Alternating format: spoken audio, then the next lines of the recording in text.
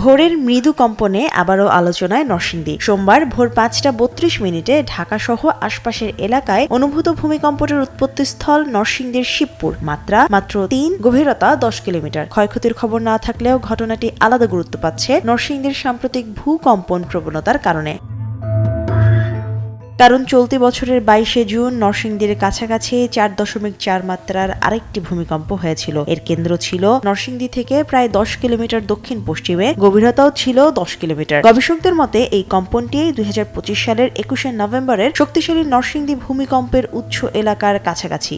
আগামীতে যদি ভূমিকম্প হয় তা আমাদের কি অবস্থা কি হবে? আর সেই ২১শে নভেম্বরের ভূমিকম্প ছিল সাম্প্রতিক সময়ের সবচেয়ে আলোচিত ঘটনা। মার্কিন ভূতাত্ত্বিক জরিপ সংস্থা USGS এর হিসাবে মাত্রা ছিল ৫.৪। কেন্দ্র নরসিংদীর প্রায় ১৬ কিলোমিটার পশ্চিম দক্ষিণ পশ্চিমে। বাংলাদেশ আবহাওয়া অধিদপ্তরের হিসাবে মাত্রাটি ছিল ৫.৭। ওই ভূমিকম্পে নরসিংদী এবং আশপাশের ভবনে ফাটলসহ বিভিন্ন ক্ষয়ক্ষতিও দেখা যায়।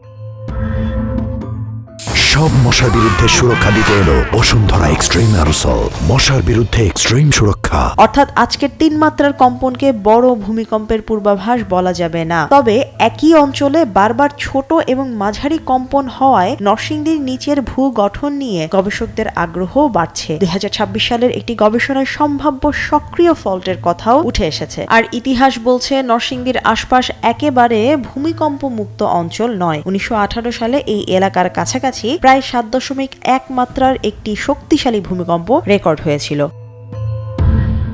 Mushrifa Nusrat, Daily Sun.